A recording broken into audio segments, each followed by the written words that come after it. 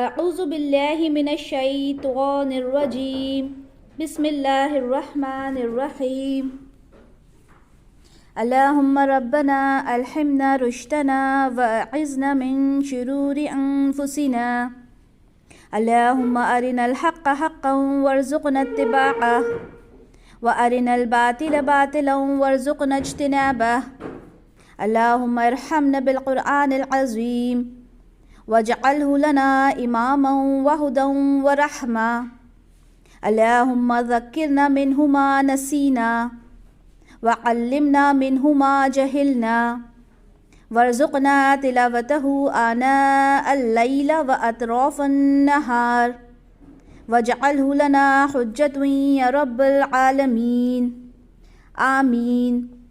رب اشرح لی صدری ویسر لی امری واحلل عقدۃ من لسانی یفقہوا قولی۔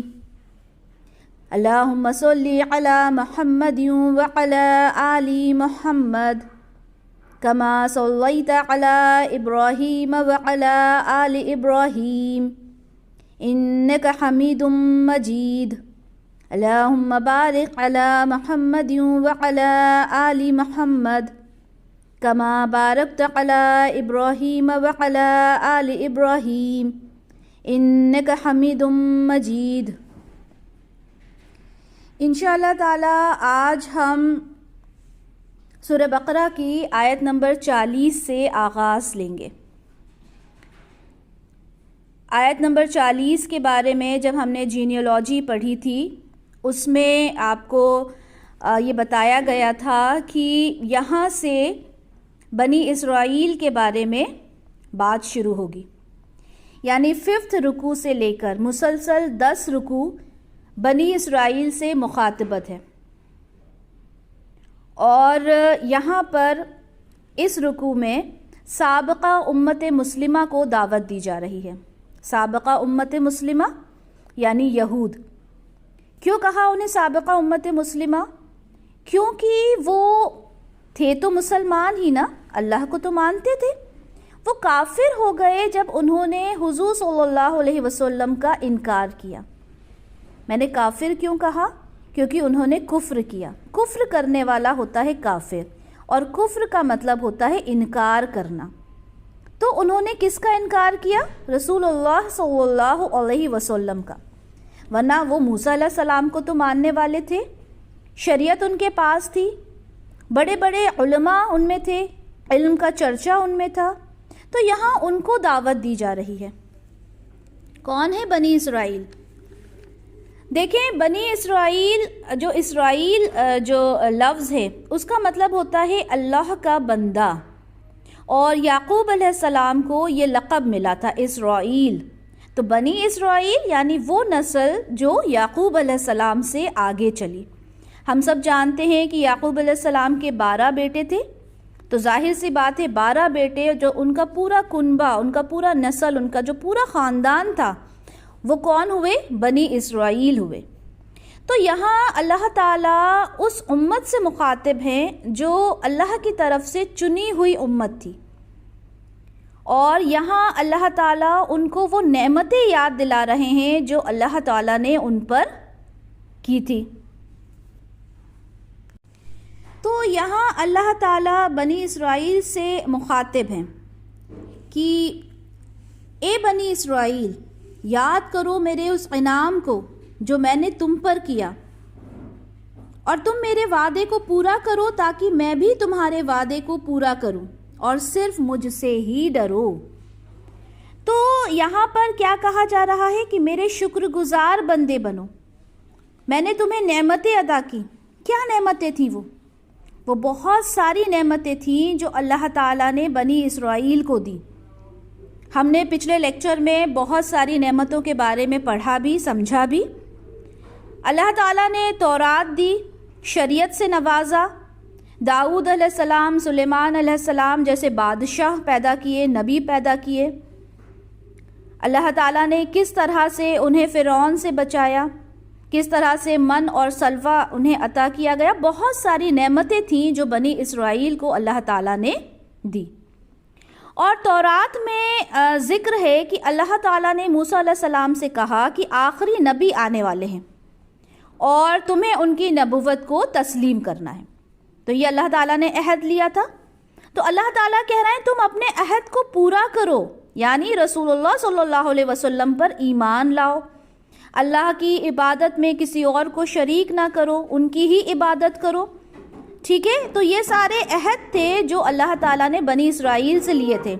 اللہ تعالیٰ کہہ رہے ہیں رسول اللہ صلی اللہ علیہ وسلم کو مانو، ان پر ایمان لاؤ، انہیں لبیک کہو.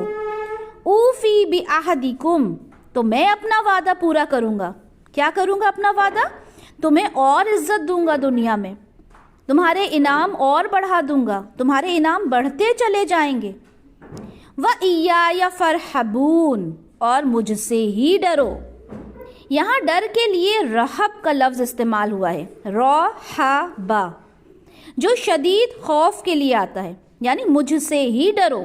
کیونکہ جب انسان کسی سے ڈرتا ہے تو وہ اس کی بات کو ماننے لگتا ہے. تو اللہ تعالیٰ کیا کہہ رہے ہیں؟ میری ان نعمتوں کو یاد کرو جو میں نے تم پر کی تھی، ان انعام کو یاد کرو. اس کے بعد اللہ تعالیٰ کیا فرما رہے ہیں؟ اور ایمان لاؤ اس کتاب پر جو میں نے نازل کی ہے، یعنی قرآن. اللہ تعالیٰ کہہ رہے ہیں اس قرآن پر ایمان لاؤ جو تصدیق کرتے ہوئے آئی ہے اس کتاب کی جو تمہارے پاس ہے، یعنی تورات. تورات تمہارے پاس ہے، اور تم ہی سب سے پہلے اس کا کفر کرنے والے نہ بن جاؤ، یعنی تم ہی اس کا انکار کرنے والے اگر پہلے ہی بن جاؤ گے تو آگے کیا ہوگا. اور میری آیت کے عوض حقیر سی قیمت قبول نہ کرو اور صرف میرا تقوی اختیار کرو، مجھ سے ہی بچتے رہو. تو یہاں اللہ تعالیٰ کیا کہہ رہے ہیں کہ تورات پر جو تمہارے پاس کتاب ہے اس پر جو اس کو تصدیق، اس کے آگے ہی تو قرآن آیا ہے نا، وہی باتیں تو قرآن میں ہے. تورات بھی اللہ کی طرف سے ہے. سورہ مائدہ کی آیت نمبر 44 اور آیت نمبر 46 جب ہم دیکھتے ہیں تو اللہ تعالیٰ کہتے ہیں ہم نے نازل کی تورات جس میں ہدایت اور روشنی ہے. اسی طرح 46 آیت میں سورہ مائدہ کی اللہ تعالیٰ کہتے ہیں ہم نے انجیل عطا کی، اس میں ہدایت بھی ہے اور نور بھی. تو اللہ تعالیٰ کہہ رہے ہیں یہ کتابیں ہیں جو تمہیں عطا کی گئی ہیں، تو کس پر ایمان لے کر آنا ہے؟ ان کتابوں کے ساتھ ساتھ اس کتاب پر بھی ایمان لاؤ جو میں نے تمہیں ابھی عطا کی ہے، یعنی قرآن. اور تم سب سے پہلے یعنی اس قرآن کو لانے والے کا انکار نہ کرو، اس کے ساتھ کفر نہ کرو، کیونکہ تم تو اہل کتاب ہو، تم تو دین کو جانتے ہو، تمہیں آنے والے پیغمبر کی نشانی معلوم ہے، تم اللہ کے کلام کو بھی جانتے ہو. دیکھیں یہ کسی بندے کا کلام نہیں، یہ کسی بندے کا کلام نہیں ہے، یہ اللہ کا کلام ہے. یہ کسی بندے کا کلام نہیں ہے. اور پہلے منکر نہ بن جاؤ، یعنی بنی اسرائیل سے اگر تم یہ کہا جا رہا ہے کہ اگر تم انکار کرو گے تو تمہارے پیچھے تمہاری قوم بھی انکار کرے گی. نبی کریم صلی اللہ علیہ وسلم نے فرمایا تھا کہ اگر ان کے 12 علماء بھی مسلمان ہو جائیں گے تو باقی سب مسلمان ہو جائیں گے. دیکھیں جب لیڈرز انکار کرتے ہیں کسی چیز کا تو قوم بھی ان کے پیچھے چلنے لگتی ہے، اور جب کسی امت کے اندر اس کے علماء بگڑ جاتے ہیں تو پھر پوری امت بگڑ جاتی ہے، کیونکہ وہ اپنے بڑوں کی سنتے ہیں. لہٰذا یہاں ان کو سمجھایا جا رہا ہے کہ تم دنیا والوں کے لیے ایک مثال ہو، اللہ نے تمہیں چنا ہے، تم اس پیغمبر کا ساتھ دو، اس کا انکار نہ کرو. تمہیں تو سب کچھ معلوم تھا، تم تو منتظر تھے کہ دیکھو، تم تو جانتے تھے، تم تو نبی کا انتظار کر رہے تھے اور ان کے حوالے سے تم تو دعا کیا کرتے تھے. انشاءاللہ تعالیٰ اسی سورہ میں ہم آگے چل کر پڑھیں گے. لیکن اب تم ہی سب سے بڑھ کر کافر ہو گئے، تم ہی سب سے بڑھ کر دشمن ہو گئے. وَلَا تَشْتَرُوا بِآيَاتِي ثَمَنًا قَلِيلًا، اور دیکھو میری ان آیات کے عوض میں حقیر سے قیمت قبول نہ کرو. یہ آیت الہی ہیں، تم اس کو رد کر رہے ہو. یہ پوری مخاطبت بنی اسرائیل سے ہے، ٹھیک ہے؟ تو تم ان آیات الہی کو رد کر رہے ہو، کس لیے؟ کہ تمہاری حیثیت، تمہاری مسندیں، تمہاری چودراہٹ پر کوئی آنچ نہ آئے؟ یہ تو حقیر سی چیزیں ہیں، یہ تو دنیا کا سامان ہے، تو کیوں دنیا کے فائدے کے خاطر تم انکار کرتے ہو؟ اس لیے کہا کہ میرے دین کو مت بیچو۔ اللہ تعالیٰ سورہ نساء کی آیت نمبر 77 میں فرماتے ہیں قُلْ مَتَاعُ الدُّنْيَا قَلِيلٌ، اور کہہ دیں کہ دنیا کا سامان بہت ہی کم ہے۔ دنیا کی لذتیں، یہ کھانے پینے کے سامان، ان چیزوں کی وجہ سے تم وہم میں پڑ رہے ہو، اور تم اللہ اور اللہ کے رسول پر ایمان لے آؤ گے اگر، تو تم ان چیزوں سے محروم ہو جاؤ گے۔ ان ادنا سی چیزوں کو تم آیت الہی پر ترجیح دے رہے ہو۔ وَإِيَّايَ فَاتَّقُونَ، اور صرف مجھ سے ہی ڈرتے رہو۔ دیکھیں یہ وہی ایکسپریشنز ہے نا، وَإِيَّاكَ نَعْبُدُ وَإِيَّاكَ نَسْتَعِينُ، تیری ہی عبادت کرتے ہیں، تجھ سے ہی مدد چاہتے ہیں۔ تو یہاں کیا آیا؟ وَإِيَّايَ فَاتَّقُونَ، میرا ہی تقوی اختیار کرو، مجھ سے ہی ڈرتے رہو۔ اللہ تعالیٰ بار بار یہ بات کر رہے ہیں کہ مجھ سے ڈرو، میرا تقوی اختیار کرو، میری ہی عبادت کرو۔ اگلی آیت میں اللہ تعالیٰ کہتے ہیں اور نہ گڈمٹ کرو حق کے ساتھ باطل کو، اور نہ چھپاؤ حق کو، کیونکہ تم جانتے ہو، حالانکہ تمہیں پتہ ہے، تو جانتے بوجھتے یہ کام نہ کرو۔ یہ ایک ہے مغالطے میں کوئی کام کرنا، دلالت میں، گمراہی میں کوئی کام کرنا نہیں جانتے، اور ایک ہوتا ہے جان بوجھ کر حق کو پہچان کر اسے رد کرنا۔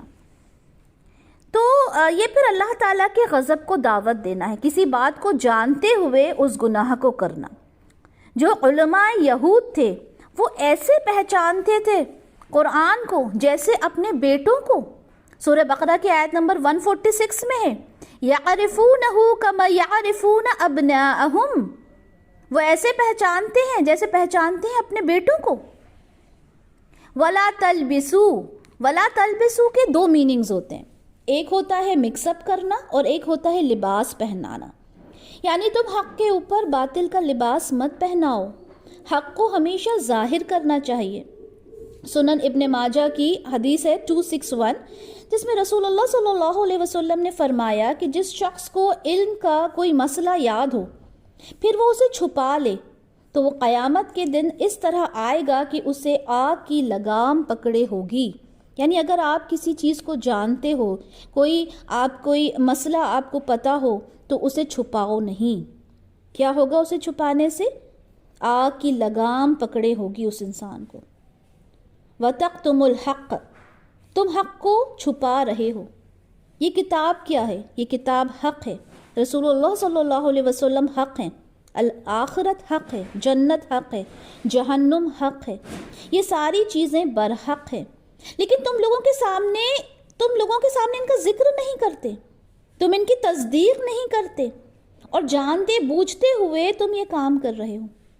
دیکھیں جہالت میں بھی غلط کام کرنا غلط ہے، لیکن علم آ جانے کے بعد پھر کوئی غلط کام انسان کرے تو وہ تو بہت ہی بری بات ہے۔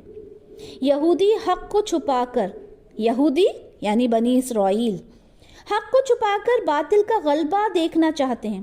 جب علماء یہود سے معلوم کرتے تھے کہ ہمیں بتائیں، جو وہاں کے لوگ تھے وہ علماء کے پاس جاتے تھے اور ان سے پوچھتے تھے کہ ہمیں بتائیں کہ نبی کریم صلی اللہ علیہ وسلم کی اصلیت کیا ہے۔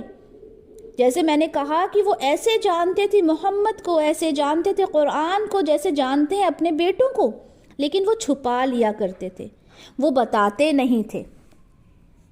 نیکسٹ آیت یعنی آیت نمبر 43 میں اللہ تعالیٰ کیا کہتے ہیں؟ اور نماز قائم کرو اور زکوٰۃ ادا کرو اور جھکنے والوں کے ساتھ، یعنی رکوع کرو رکوع کرنے والوں کے ساتھ۔ یہاں دیکھیں اللہ تعالیٰ نے نماز کی بات کی ہے۔ نماز پہلے بھی اللہ تعالیٰ نے پڑھنے کا حکم دیا، ٹھیک ہے؟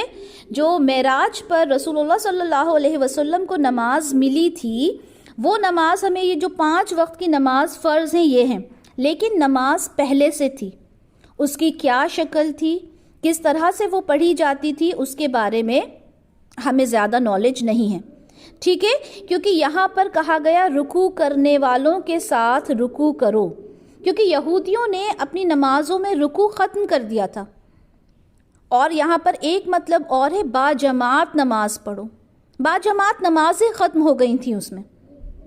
تو ظاہری اور باطنی طور پر نماز کو قائم کرو، اس کی ظاہری شکل بھی اچھی رکھو اور باطنی بھی، کیونکہ نماز سے ہی اللہ تعالیٰ سے تعلق جڑتا ہے. بنی اسرائیل پر بھی نماز فرض تھی، لیکن ان کے یہاں بھی نمازوں سے ایسی ہی غفلت ہو گئی تھی، جیسے بڑے افسوس کے ساتھ میں یہ کہتی ہوں کہ امت مسلمہ میں بھی یہی ہو رہا ہے. آج دیکھیں نماز کا وقت ہوتا ہے، مسجدیں خالی ہوتی ہیں، آواز دینے والا آواز دیتا ہے کہ کامیابی کی طرف آؤ، لیکن سنتا ہی نہیں ہے کوئی. اذانیں ہوتی رہتی ہیں، ہم اپنے کاموں میں غافل رہتے ہیں. تو یہی حال تو وہ ان کا تھا. کس کا؟ بنی اسرائیل کا. ابو درداء کہتے ہیں کہ جس کی نماز نہیں اس کا ایمان ہی نہیں. وَآتُوا الزَّکَاۃَ، اور زکوٰۃ ادا کرو. صحیح بخاری 1403 میں رسول اللہ صلی اللہ علیہ وسلم فرماتے ہیں کہ جسے اللہ نے مال دیا اور اس نے اس کی زکوٰۃ ادا نہیں کی تو وہ قیامت کے دن اس کا مال نہایت زہریلے گنجے سانپ کی شکل اختیار کر لے گا اور دونوں جبڑوں سے اس انسان کو پکڑ لے گا اور کہے گا میں تیرا مال ہوں. سوچیں. وَارْكَعُوا مَعَ الرَّاكِعِينَ، اور اپنی نمازوں میں انہوں نے کیا کیا تھا؟ رکوع کو ختم کر دیا تھا. اور رکوع کیا ہے؟ نماز کا ایک بہت بڑا رکن ہے. اگر یہ مس ہو جائے تو نماز نہیں ہوتی. تو اس آیت سے بنی اسرائیل کو اس بات کا حکم دیا جا رہا ہے کہ وہ اللہ کی طرف رجوع کریں، نمازیں پڑھیں، زکوٰۃ ادا کریں اور پوری طرح سے اللہ کی بندگی اختیار کریں، با جماعت نماز پڑھیں. دیکھیں شریعت بنی اسرائیل کے پاس بھی تھی، شریعت ہمارے پاس بھی ہے. اور جب ہم سنتے ہیں تو ایسا لگتا ہے نا کہ یہ قرآن ہم سے ہی بات کر رہا ہے، کیونکہ واقعی میں قرآن ہم سے بات کرتا ہے. ہم اس کو صرف بنی اسرائیل تک نہ رکھ دیں. ہم یہ نہ سوچیں کہ اللہ تعالیٰ تو بنی اسرائیل سے بات کر رہے ہیں، ٹھیک ہے لیٹ اٹ بی، ہمیں کیا فرق پڑتا ہے، ہم سے تھوڑی بات کر رہے ہیں. آپ بتائیں کون سی چیز ایسی ہے جو ابھی ہم کر رہے ہیں؟ زکوٰۃ ادا نہیں کرنا چاہتے، نمازیں پڑھنا نہیں چاہتے، با جماعت تو نماز چھوڑ دیں. گھر کے مرد گھروں میں نماز پڑھتے ہیں، کہتے بھی ہیں تو کہتے ہیں ٹھیک ہے گھر میں پڑھ لیں گے. تو ہم کیسے کہہ سکتے ہیں کہ یہ صرف بنی اسرائیل تک ہی محدود ہے چیز؟ جو عذاب بنی اسرائیل پر آیا وہ ہم پر نہیں آئے گا. ہم کیسے کہہ سکتے ہیں اس بات کو؟ تو اللہ تعالیٰ سے ڈریں، اللہ تعالیٰ سے ڈرنے کا وقت ہے. اگلی آیت میں اللہ تعالیٰ کیا کہتے ہیں؟ کیا تم لوگوں کو نیکی کا حکم دیتے ہو اور خود اپنے آپ کو بھول جاتے ہو؟ اس آیت کو بہت غور سے سنیے گا کہ تم لوگوں کو نیکی کا حکم دیتے ہو اور اپنے آپ کو بھول جاتے ہو، حالانکہ تم کتاب کی تلاوت کرتے ہو. کیا تم عقل سے بالکل کام نہیں لیتے؟ تو یہاں مخاطب تو اللہ تعالیٰ علماء یہود سے ہیں، ان سے بات کر رہے ہیں، ٹھیک ہے، جو لوگوں کو تقوی کی تعلیم دیتے تھے. لیکن ایک بات غور سے سنیں کہ کیا کہا جا رہا ہے؟ وہ لوگ جو نیکی کا حکم دیتے ہیں اور اپنے آپ کو بھول جاتے ہیں، ان کے بارے میں کیا آ رہا ہے دیکھیں گے ہم انشاءاللہ تعالیٰ. ابھی دیکھیں کہ ہم اپنے علماء کو دیکھیں، اونچے سے اونچے بیان کریں گے، اعلیٰ سے اعلیٰ بات کرتے ہیں، لیکن ان کے کردار اس کے جسٹ اپوزٹ ہوتے ہیں. From what they are talking, what they are seeing. یہی حال تو یہود کے علماء کا تھا. تو اللہ کے نزدیک یہ بہت ناپسندیدہ عمل ہے کہ دوسروں کو تو نیکی کا حکم دیں اور خود اس پر عمل نہ کریں. آپ کے ساتھ ایک حدیث شیئر کرتے ہیں صحیح بخاری کی 3267، جس میں رسول اللہ صلی اللہ علیہ وسلم نے فرمایا کہ ایک شخص کو لایا گیا اور اسے جہنم میں ڈال دیا. آگ میں اس کی آنتیں باہر نکل آئیں. وہ شخص اس طرح چکر لگائے گا جیسے گدھا اپنی چکی پر کیا کرتا ہے، چکر لگاتا ہے. اب آپ یہ سنیے گا کہ اسے یہ عذاب کیوں دیا گیا. اب جب جہنم میں اسے ڈالا جائے گا تو اس کے آس پاس کے لوگ آئیں گے اور بڑے حیران ہو کر کہیں گے تم یہاں کیسے آ گئے؟ تمہیں کون سی چیز یہاں لے آئی؟ تم تو ہمیں نیکی کا حکم دیتے تھے، ہمیں برے کاموں سے روکتے تھے، تم یہاں کیسے آ گئے؟ تو اس شخص کا جواب سنیے گا. وہ کہے گا کہ ہاں میں تمہیں نیک کاموں کا حکم دیتا تھا لیکن میں خود نہیں کرتا تھا، تمہیں برے کاموں سے روکتا تھا لیکن وہی برا کام میں کرتا تھا. تو اللہ تعالیٰ نے کیا کیا؟ اسے جہنم میں ڈال دیا، کیونکہ وہ خود اس پہ عمل نہیں کرتا تھا۔ یا ایھا الذین آمنوا لما تقولون ما لا تفعلون، ایمان والو تم وہ کیوں کہتے ہو جو تم نہیں کرتے؟ سورہ صف کی آیت ہے، آیت نمبر 2۔ تم وہ کیوں کرتے ہو، وہ کیوں کہتے ہو جو تم نہیں کرتے؟ اور یہ کس سے کہا ہے؟ یا ایھا الذین آمنو، اے ایمان والوں۔ وہی چیز آ گئی نا جو بنی اسرائیل سے کہی جا رہی ہے، تم وہ کیوں کہتے ہو جو تم کرتے نہیں ہو؟ وَأَنْتُمْ تَتْلُونَ الْكِتَابَ، حالانکہ تم کتاب کی تلاوت کرتے ہو۔ بنی اسرائیل تورات کی تلاوت کرتے تھے، اور یہاں کیا آیا ہے؟ تم تلاوت کرتے ہو۔ تلاوت کیا ہوتا ہے؟ صرف پڑھنا نہیں ہوتا، تلاوت ہوتا ہے فالو کرنا، اس کے انسٹرکشنز کو فالو کرنا۔ ہم کوئی مینول پڑھتے ہیں، اس میں رہتا ہے نا کہ انسٹرکشنز کو فالو کریں۔ تو تتلون الکتاب، تم کتاب کو پڑھتے ہو، اس کے بعد بھی تم نہیں مانتے، نہیں سمجھتے۔ تم تو صاحب تورات ہو، پھر تم کیوں نہیں سمجھتے؟ افلا تعقلون، کیا تم عقل سے کام نہیں لیتے؟ تم غور و فکر نہیں کرتے؟ دیکھیں اللہ تعالیٰ کس طرح سے مخاطب ہو رہے ہیں بنی اسرائیل سے، تم کیوں نہیں سمجھتے؟ اور مدد حاصل کرو صبر سے اور نماز سے، اور یقیناً یہ بہت بھاری شے ہے، یعنی نماز پڑھنا بہت مشکل کام ہے، مگر ان عاجزوں پر بھاری نہیں ہے۔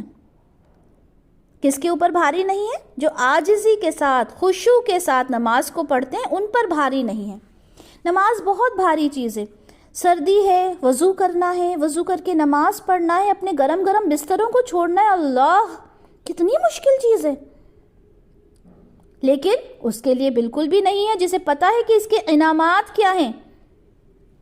صبح جب الارم بجتا ہے فجر کا، ہم فوراً اٹھ جائیں گے۔ کیوں؟ کیونکہ ہمیں معلوم ہے کہ اللہ تعالیٰ کو سردی کی نماز کتنی پسند ہے۔ جب اس کے انعامات ہمیں پتہ چل جاتے ہیں، ہمیں کوئی چیز مشکل نہیں لگتی۔ تو اللہ تعالیٰ نے خود کہا کہ نماز جو ہے وہ بڑی ہی بھاری چیز ہے، صبر بڑا ہی بھاری ہے، لیکن ان پر نہیں جو خشوع کے ساتھ اس کام کو کرتے ہیں۔ تو اللہ تعالیٰ کہہ رہے ہیں صبر کی اور نماز کے ذریعے مدد حاصل کریں۔ صبر کیا ہے؟ اللہ تعالیٰ کی اطاعت پر اپنے نفس کو پابند کرنا، اس کی نافرمانی سے اپنے آپ کو روکنا، تقدیر پر صبر کرنا۔ نماز کیا ہے؟ نماز ایمان کا ایک مضبوط پلر ہے، ہر معاملے میں نماز سے مدد لی جاتی ہے۔ رسول اللہ صلی اللہ علیہ وسلم فرماتے ہیں سجدہ کرتے ہوئے بندہ اپنے رب کو سب سے زیادہ نزدیک پاتا ہے۔ صحیح مسلم 1083 میں رسول اللہ صلی اللہ علیہ وسلم نے کہا کہ جب بندہ سجدہ کرتا ہے تو رب کے سب سے نزدیک ہوتا ہے۔ اور ہم جانتے ہیں کہ آپ صلی اللہ علیہ وسلم پر جب بھی کوئی مشکل پیش آتی تو وہ فوراً نماز کی طرف رجوع کرتے تھے۔ اب دیکھیں نماز بہت بھاری چیز کیوں ہے؟ کیونکہ ان لوگوں کے لیے نماز بھاری ہے جو خشوع کے ساتھ نماز نہیں پڑھتے، لیکن جو اللہ تعالیٰ کے آگے عاجزی اختیار کرتے ہیں، جو یہ سمجھتے ہیں کہ اللہ ان کی مشکل کو حل کر دیں گے، تو پھر ان کا دل مطمئن ہو جاتا ہے اور انہیں یقین ہو جاتا ہے کہ ہمارا رب ہماری مشکل آسان کر دے گا۔ اور اگر انسان کو یہ یقین ہو جائے کہ ہر مشکل کے بعد نیکی ہے، تو یہ مشکل انسان کو بھاری نہیں لگے گی، اور نماز ان کے لیے مشکل نہیں ہوگی، کیونکہ نماز تو ہر مشکل کا حل ہے۔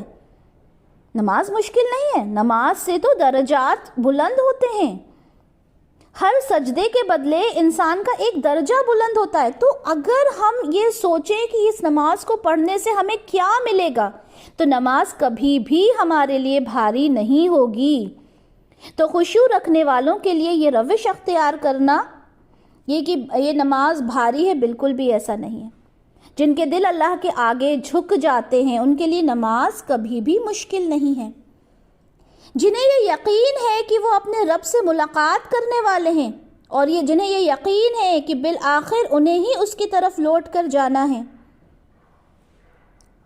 جنہیں یہ یقین ہو جاتا ہے کہ وہ اپنے رب سے ملاقات کرنے والے ہیں۔ یہ آیت نمبر 46 پڑھ رہی ہوں میں سورہ بقرہ کی۔ یہاں پہ لفظ آیا ہے الذین یظنون، ظن کا استعمال ہوتا ہے۔ عام طور پر ظن کا میننگ ہوتا ہے گمان کرنا. لیکن قرآن میں جہاں بھی ظن کا لفظ آیا ہے وہ یقین کے لیے آتا ہے کہ وہ یقین رکھتے ہیں اپنے رب سے ملاقات کریں گے. تو یہ نمازیں کیا ہیں؟ یہ چھوٹی ملاقاتیں ہیں، یہ چھوٹی چھوٹی ملاقاتیں ہیں اپنے رب سے. اصل ملاقات قیامت میں ہوگی، اسی کی طرف ہمیں جانا ہے. تو اس کی تیاری بھی تو کرنی ہے. جب ہمیں کسی سے ملنا ہوتا ہے، ہم کسی اپنے بہت محبوب سے ملنا چاہتے ہیں جسے ہم بہت پسند کرتے ہیں، اس کے لیے ہم کیا کرتے ہیں؟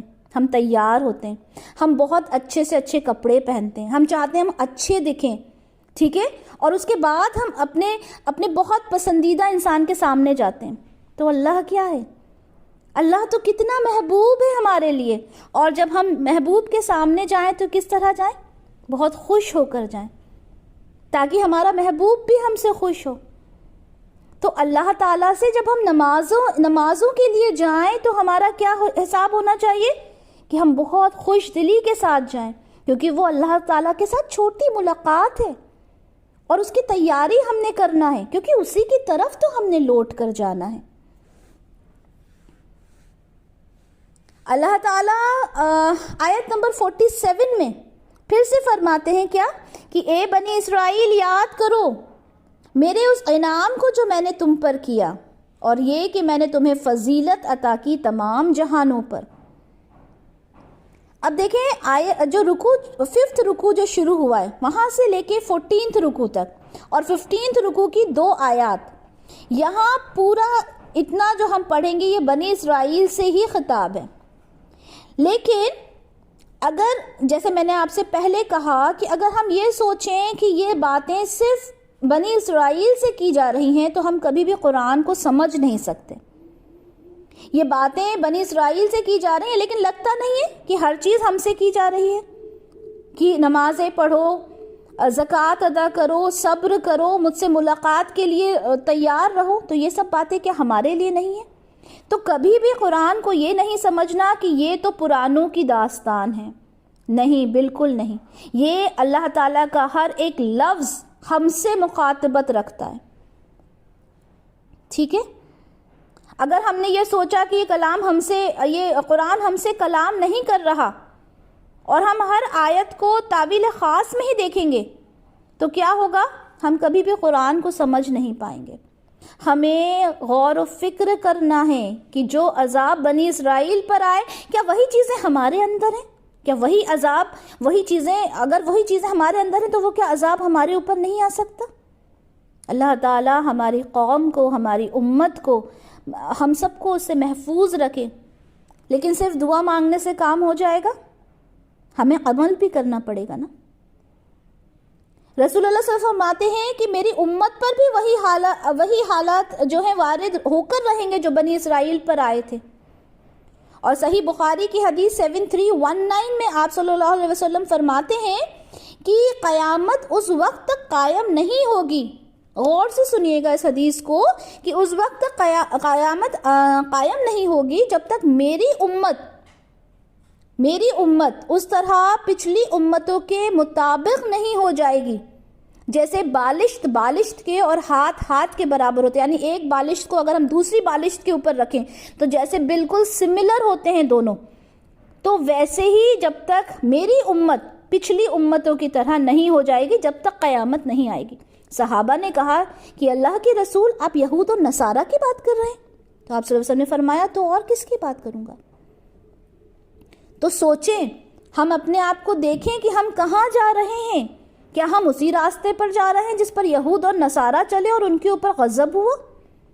تو اسے صرف اگلوں کی داستان سمجھ کر نہیں پڑھنا، بلکہ ہر آیت پر، ہر لفظ پر ہمیں اپنے بارے میں سوچنا ہے. تو یہاں فرمایا میں نے تمام جہانوں پر تمہیں فضیلت بخشی. پہلے نعمتیں عطا کی، ٹھیک ہے، پھر ان کی نعمتوں کی تفصیل بیان کی گئی کہ میں نے دنیا کے تمام لوگوں پر تمہیں فضیلت بخشی. تو کتنی ہی قومیں موجود تھیں، مگر اللہ تعالیٰ نے پیغام پہنچانے کا کام کس کو دیا؟ بنی اسرائیل کو دیا. لیکن انہوں نے اس نعمت کی قدر نہیں کی، اس نعمت کی قدر نہیں کی، اور صرف دنیاوی اعتبار سے ہی اللہ تعالیٰ نے ان کے اوپر صرف دنیاوی اعتبار سے ہی نہیں کی نعمتیں عطا کی، بلکہ ان میں انبیاء بھی پیدا کیے، انبیاء بھی وہاں پر آئے۔ تو یاد یہ رکھیں کہ سب سے بڑی نعمت کیا ہے؟ ہدایت کی نعمت ہے، یہی تو اصلی سکسیس ہے۔ خزانے اگر آپ کے پاس بھرے پڑے ہیں اور دین نہیں تو کچھ بھی نہیں ہے۔ تو یہاں اللہ تعالیٰ فرماتے ہیں ہم نے تمہیں سب پر فضیلت دی، اور ڈرو اس دن سے کہ جس دن کام نہ آ سکے گی کوئی جان کسی دوسری جان کی، کچھ بھی۔ تو اللہ تعالیٰ نے جب بتایا کہ میں نے تمہیں فضیلت دی، تم پر نعمتیں اتنی سارے تم پر انعامات دیے، اس کے بعد اللہ تعالیٰ کیا کہتے ہیں؟ ڈرو اس دن سے کہ جس دن کام نہ آ سکے گی کوئی جان کسی دوسرے جان کے کچھ بھی، یعنی وہ جو قیامت کا دن ہوگا، اور نہ کسی سے کوئی سفارش قبول کی جائے گی، اور نہ کسی سے کوئی فدیہ قبول کیا جائے گا، اور نہ ہی انہیں کوئی مدد ملے گی۔ یہ آیت نمبر 48 ہے جو ہم سورہ بقرہ کی پڑھ رہے ہیں۔ تو دیکھیں، چاہے انبیاء کرام ہوں، صالحین ہوں، شہداء ہوں، کیا ہوگا؟ کسی بھی قریبی کی کوئی کام نہیں آ سکے گا، شیئا، کچھ بھی، تھوڑا یا زیادہ۔ یہاں دراصل بنی اسرائیل کے ایک دھوکے کی اصلاح کی جا رہی ہے۔ بنی اسرائیل وہ کیا کہتے تھے کہ ہم تو اللہ کے بیٹے ہیں، ہم تو اس کے بہت چہیتے ہیں، ہمیں کوئی مسئلہ نہیں، ہم تو سیدھے جنت میں جانے والے ہیں، اس مغالطے میں تھے وہ۔ تو یہاں اللہ تعالیٰ کیا بتا رہے ہیں؟ کوئی کسی کی سفارش قبول نہیں کی جائے گی، اور نہ ہی کوئی بدلہ قبول کیا جائے گا، اور نہ ہی وہ مدد دیے جائیں گے۔ تو انسان کے لیے ضروری ہے کہ وہ اپنے بچاؤ کا سامان یہیں سے جمع کر کے جائے، اور اسی کا نام تو تقویٰ ہے، جو ہمیں مشکل سے بچا لے۔ اللہ کا ڈر، وہی تو تقویٰ ہے۔ سورہ عبسہ کی کچھ آیات ہیں جس کا اسکرین شاٹ آپ کے ساتھ شیئر کیا جائے گا۔ 34 سے 37 کی آیات آپ دیکھیں کہ اس دن انسان اپنے بھائی سے بھاگے گا، اور اپنے ماں باپ سے، اور اپنی بیوی سے، اور اپنے بیٹوں سے۔ اس دن ان میں سے ہر شخص کو ایسی فکر لاحق ہوگی کہ اسے ہر ایک سے بے پرواہ کر دے گی۔ دیکھیں، قرآن میں بالکل یہاں پہ مینشن کیا ہے کہ ہر انسان اپنے بھائی سے، اپنے ماں باپ سے، اپنی اولادوں سے، اپنے بیوی سے، سب سے بھاگے گا۔ اس دنیا میں ہمیں کتنے محبوب ہوتے ہیں نا یہ سب، ہمارے ماں باپ، ہمارے بچے، ہمارے بھائی بہن، لیکن اس دن صرف نفسی نفسی کا عالم ہوگا، کوئی کسی کو نہیں دیکھے گا۔ ہر انسان اپنے بارے میں، یہاں تک کہ انبیاء بھی پریشان ہوں گے اس وقت، وہ عالم ہوگا۔ اور اس سے کیسے بچا جا سکتا ہے؟ تقوی اختیار کر کے۔ وَلَا يُقْبَلُ مِنْهَا شَفَاعَةٌ، اس دن کسی کی سفارش قبول نہیں ہوگی۔ سورہ مدثر کی آیت نمبر 48 میں، تو اب ان کے لیے نفع بخش نہیں ہوگی شفاعت کرنے والوں کی کوئی شفاعت، کچھ بھی کام نہیں دے گا اس دن، نہ کسی کی سفارش، نہ کسی کا کوئی کام نہیں دے گا۔ ہر انسان اپنے نفسی نفسی کے عالم میں ہوگا۔ اور پھر اس کے بعد دیکھیں آیت نمبر 49 جب آئی، تب اللہ تعالیٰ نے پھر انہیں ایک نعمت یاد دلائی، ایک انعام یاد دلایا۔ آپ دیکھیں کس طرح سے اللہ تعالیٰ ایک کے بعد ایک انہیں، اللہ تعالیٰ کا ایک طریقہ دیکھیے کتنا خوبصورت ہے۔ اللہ تعالیٰ ایک نعمت بتاتے ہیں، ایک انعام بتاتے ہیں، پھر اس کے بعد بتاتے ہیں کہ ہم کیا کریں گے، پھر اللہ تعالیٰ بتاتے ہیں، پھر کہتے ہیں کہ اب کیا کرنا ہے۔ ٹھیک ہے، اللہ تعالیٰ نے بتایا کہ ہم نے تمہیں کن چیزوں سے نوازا، پھر اللہ نے بتایا کہ ہم نے تمہارے اوپر مطلب تمہیں کس چیز سے کیا کرنا ہے، جیسے نماز پڑھنا ہے، زکوٰۃ ادا کرنا ہے، پھر اللہ تعالیٰ بتاتے ہیں دیکھو ہم نے تمہارے اوپر کیا انعام کیا تھا۔ آیت نمبر 49 میں، ذرا یاد کرو جب کہ ہم نے تمہیں نجات دی تھی فرعون کی قوم سے، وہ تمہیں بدترین عذاب میں مبتلا کیے ہوئے تھے، تمہارے بیٹوں کو ذبح کر ڈالتے تھے اور تمہاری عورتوں کو زندہ رکھتے تھے، اور اس میں تمہارے رب کی طرف سے تمہارے لیے بڑی آزمائش تھی۔ تو یہاں اللہ تعالیٰ نے بنی اسرائیل پر جو احسانات اور انعامات دیے تھے ان کا تذکرہ یہاں بہت تیزی میں آتا ہے، ٹھیک ہے، کیونکہ یہ جو ہے یہ مدنی سورہ ہے، اور ان کی ڈیٹیلز ہم مکی صورتوں میں انشاءاللہ تعالیٰ آگے چل کر ڈیٹیل میں پڑھیں گے. تو یہاں پر صرف تذکرہ کیا جا رہا ہے, تھوڑا بتایا جا رہا ہے کہ دیکھو ہم نے تمہارے ساتھ کیا کیا تھا. کہا جاتا ہے کہ فرعون نے ایک خواب دیکھا تھا جس سے وہ ڈر گیا تھا. وہ خواب یہ تھا کہ بیت المقدس سے ایک آگ نکل کر آئی ہے جو مصر میں پہنچ جاتی ہے, اور فرعون کے جو ماننے والے تھے ان کے گھروں میں وہ داخل ہو جاتی ہے, اور بنی اسرائیل کے گھروں میں وہ داخل نہیں ہوتی. یعنی اس نے فرعونیوں کو تو جلا دیا.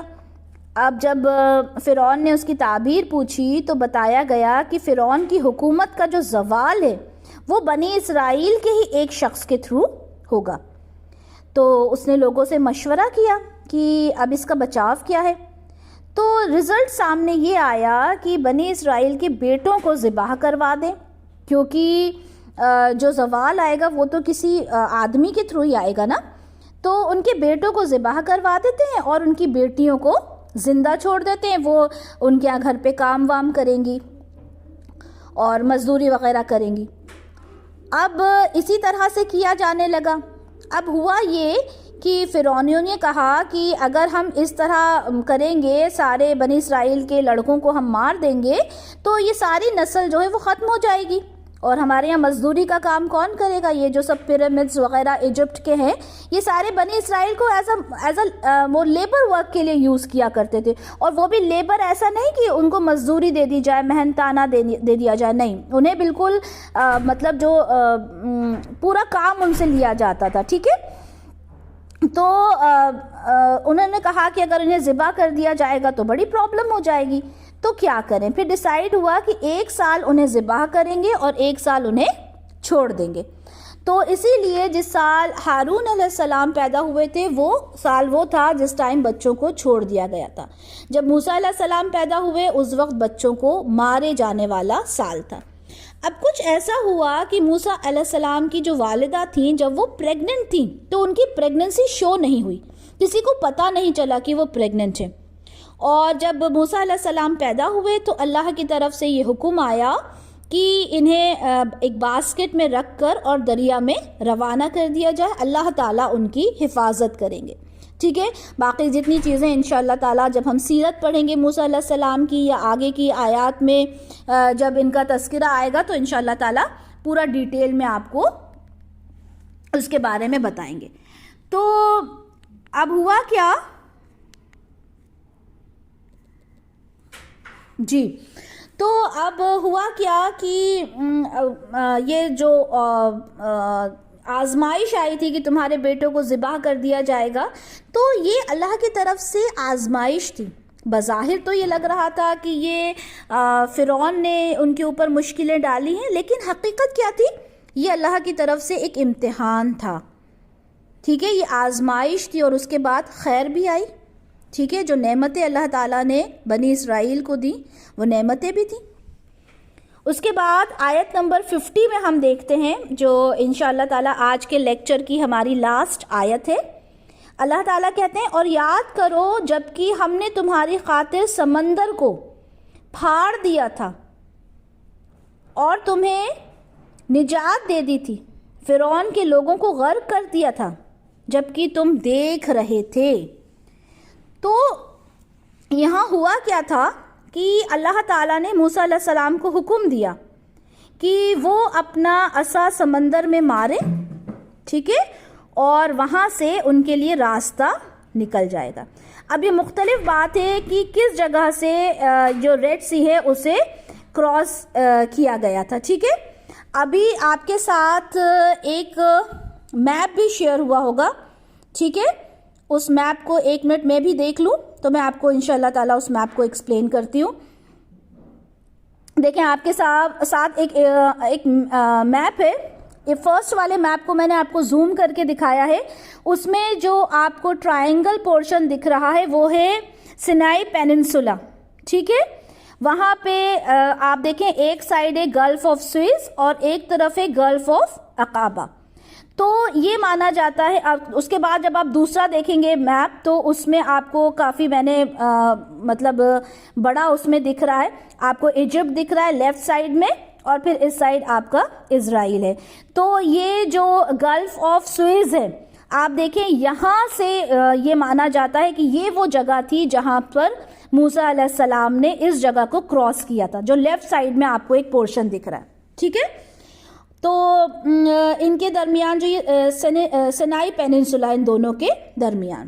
ٹھیک ہے, اور زیادہ تر جیسے کچھ لوگ یہ کہتے ہیں ہو سکتا ہے جو رائٹ سائڈ والا گلف ہے جو کھاڑی ہے ہو سکتا ہے اسے کراس کیا ہو, لیکن جو بہتر طریقہ ہے جو زیادہ تر ماننے والا طریقہ ہے وہ یہ ہے جو لیفٹ سائڈ میں گلف آف سوئز ہے اسی کو کراس کیا گیا ہوا. کیونکہ دیکھیں جو میں نے آپ کو زوم کر کے ایک پکچر پہلے والا میپ سینڈ کیا ہے اس میں جو نیچے کی طرف آپ دیکھیں گے ایک ڈاٹڈ ریڈ کلر کا مارک ہے, رائٹ. تو وہ جو ڈاٹڈ ریڈ کلر کا مارک ہے وہ کوہ طور ہے, اور وہ کوہ طور جو نیرو سائڈ میں دکھ رہا ہے وہ جگہ کون سی تھی جہاں پہ موسیٰ علیہ السلام کو تورات دی گئی تھی. تو معلوم کیا ہوتا ہے کہ وہ گلف آف سوئز ہی ہوگا جو موسیٰ علیہ السلام نے کراس کیا ہوگا. تو اللہ کے حکم سے موسیٰ علیہ السلام نے جب سمندر میں عصا مارا تو 2 حصوں میں وہ بٹ گیا.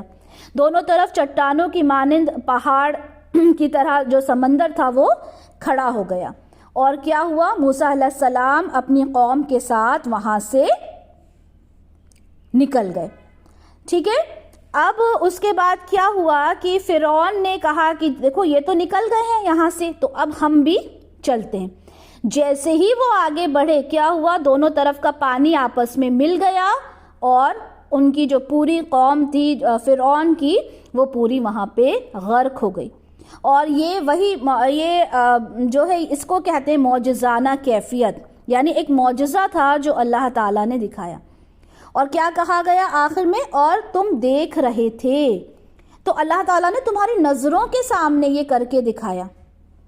ٹھیک ہے, اللہ تعالیٰ نے تمہیں دکھایا کہ کس طرح سے, دیکھیں کتنا بڑا معجزہ تھا نا کہ سمندر میں سے راستہ نکل آیا اور اسی سمندر میں جو فرعون تھا وہ غرق ہو گیا. اور اسی کے شکرانے کے لیے موسیٰ علیہ السلام نے عاشورہ کا روزہ رکھا تھا. سنن ابن ماجہ کی حدیث ہے 1734 کہ جب نبی کریم صلی اللہ علیہ وسلم مدینہ تشریف لائے تو انہوں نے یہودیوں کو روزہ رکھتے ہوئے پایا عاشورہ کا. تو آپ نے کہا کہ یہ روزہ کس لیے ہے؟ تو یہودیوں نے کہا کہ یہ وہ دن ہے جب اللہ تعالیٰ نے موسیٰ علیہ السلام کو نجات دی اور فرعون کو غرق کیا. تو موسیٰ علیہ السلام نے اس نعمت کے شکر کے طور پر یہ روزہ رکھا. تو اس بات پر رسول اللہ صلی اللہ علیہ وسلم نے کہا کہ ٹھیک ہے, انہوں نے بھی پھر اس دن کا روزہ رکھا اور اس دن کا روزہ رکھنے کا حکم بھی دیا. جزاک اللہ خیرا کثیرا واحسن الدنیا والآخرہ. بارک اللہ لی ولکم فی القرآن الکریم ونفعنی وإیاکم بما فیہ من الآیات وذکر الحکیم. سبحانک اللہم وبحمدک اشہد ان لا الہ الا انت استغفرک واتوب الیک.